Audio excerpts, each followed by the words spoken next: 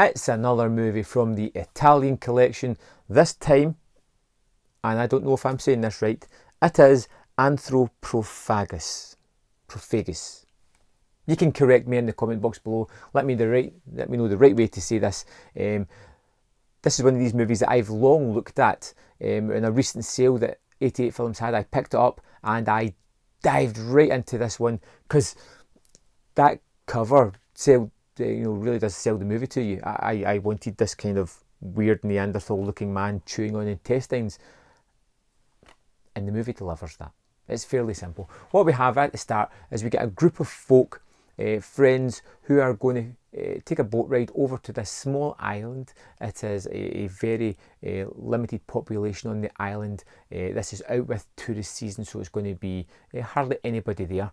And they are going to have a weekend just to chill, relax, get to know each other again, have a bit of fun, some good adult company. But when they get there, they find that there's nobody else there at all. The buildings seem to be abandoned. There doesn't seem to be anybody there. And as they look through the people's houses trying to find anybody, they realise that something not quite right is going on. And one thing about this movie that I really did like is the amount of time taken to just allow the characters to breathe. A lot of these times with genre movies, especially ones that involve a lot of blood and guts and that, they're eager to get there, and sometimes so am I. But I enjoyed these characters. I liked the sort of sensibility of them walking about this town village looking for things. It reminded me a lot of Who Would Kill a Child when the main couple are just walking about this abandoned town. It looks as if it should be populated by lots of bustling people, but there's just nobody there, and it creates that eerie feeling. You have the group of people together who have all these different kinds of relationships together. There is love triangles, there is people who have been in a relationship, there is people who want to be in it, there are people who have other things going on, and I kind of liked the way we got to know all these characters, put a little bit of weight into it. It's not your typical stalk and slash, we're getting to know our characters before they die, which adds a little bit more weight to it. Now, the antagonistic element here seems to be a Neanderthal man dug up in the mountains or of this island that has been just devouring everybody that's there, and he is looking at this all-you-can-eat buffet with glut in his eyes, just waiting to delve into these people.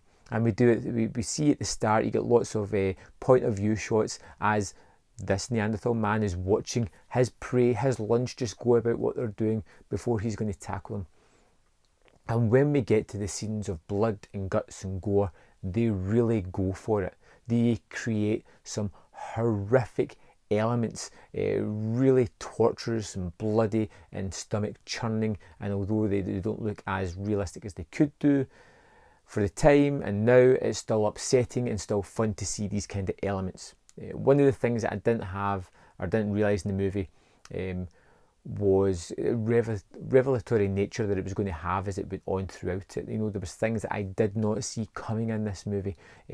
I loved some of the character decisions. There is a woman who feels spurned at some point, and rather than just going off in a huff, she kind of runs off into the wilderness, is chased by the girl who kind of didn't really wrong her, but she feels as if she did. And the one that ran off in a huff ends up locking her in a cemetery just because, well, she's pissed off and she's mean.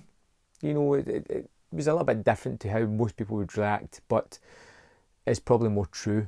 You know, some people are just twisted like that. I like those kind of elements. The bad monster Neanderthal man was great. He was a huge hulking figure. He was domineering. He's chowing down on these people, and he looked extremely threatening as well. Again, like I said, the revelations that come later on in the movie, I had no idea they were going to come. I was not looking for anything like that. It was fun and exciting and different for me, and something that I can wholeheartedly go, wow, that was interesting. A nice take on it. I like how that came about. And I can say that Anthropophagous, I just don't know if I'm saying that right at all, was something that kind of crept up on me. It kind of lulled me in because of the time of building the characters. Some of it a little bit trite, some of it really interesting. It kind of settled into the flow of the movie. And then the blood and the guts and everything else happens. And then it really ramps up to that final third. And I really enjoyed the end of the movie. It's something I'm looking forward to go back to piece everything together again, to really see how it comes together, to get some more of that blood and guts and gore that appears on screen.